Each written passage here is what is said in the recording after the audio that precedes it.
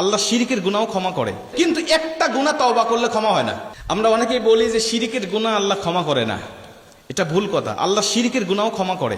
তওবার মতো তওবা করতে পারলে আল্লাহ শিরিকের গুনাহ ক্ষমা করে দেয়।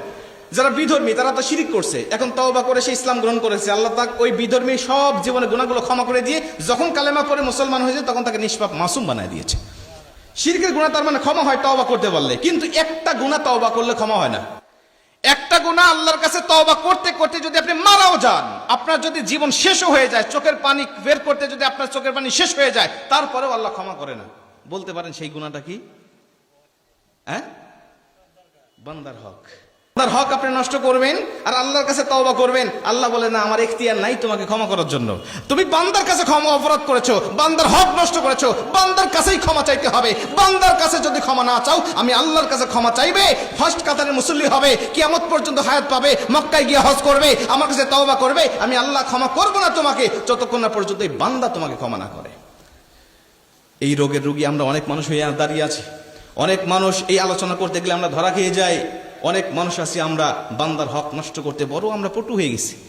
বাবা সন্তানের হক নষ্ট করেছে, মেয়ের হক নষ্ট করে। হজ করতে যাওয়ার আগে মেয়ের মাথায় হাত দিয়ে দোয়া করে, মা আমি তোর সম্পত্তিটা তোর জন্য দোয়া করলাম, তোর সম্পত্তিটা তোর ভাইকে দিয়ে দিলাম, আমি তোর জন্য দোয়া করি তোর সম্পদের অভাব হবে না, আল্লাহ তোকে অনেক ধনী বানায় দিবে। আমি তোর জন্য দোয়া করে দিলাম, আল্লাহ তোকে ধনী বানাবে, তোর সম্পত্তিটা তোর ভাইকে দিলাম।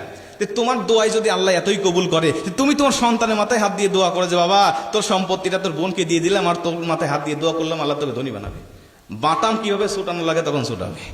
কিন্তু মেয়ে তো কিছু বলতে পারে না, মেয়ে কিছু বলতে পারে না, যার কারণে নরমের উপরে গরম দেখায়া অধিকাংশ বাবার আজকে মেয়ের হকগুলো নষ্ট করে, ফুফুর হক নষ্ট করে, চাচার হক নষ্ট করে, ভাতিজার হক নষ্ট করে তারা আজকে মক্কায় গিয়ে হজ করছে, বিভিন্ন ইবাদত বন্দি করছে, ফার্স্ট কাতারে মুসল্লি হচ্ছে, এভাবে তারা এভাবে ইবাদত বন্দি করছে। আল্লাহ পাক বলছে কিয়ামত পর্যন্ত তুমি এভাবে আমল করতে যাও, আমল করে যাও, কোনো আমল আমি আল্লাহর কাছে কবুল হবে না যতক্ষণ না পর্যন্ত এই বান্দা তোমাকে ক্ষমা না করে।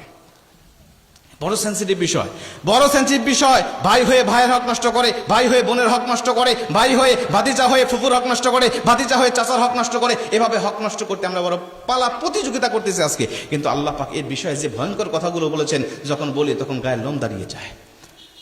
এই জন্য আল্লাহ বলছে 5 নম্বর তওবার শর্ত হলো যদি বান্দার সামনে গুনাহ করে থাকো তাহলে বান্দার কাছেই ক্ষমা চাইতে হবে। আর যদি তোমার জীবনে গুনাহ থাকে অনেক পাহাড় পাহাড়, কিন্তু বান্দার হক নষ্ট করো নাই, আমি আল্লাহর কাছে তওবা করো, ইল্লা মান তাবা ওয়া আমানা ওয়া আমিলা আমালান সালিহা ফাউলাইকা ইউবাদদিলুল্লাহু সাইয়্যাতিহিম হাসানাত, আমি আল্লাহ তোমার জীবনের সব গুনাহগুলোকে ক্ষমা করে দেব।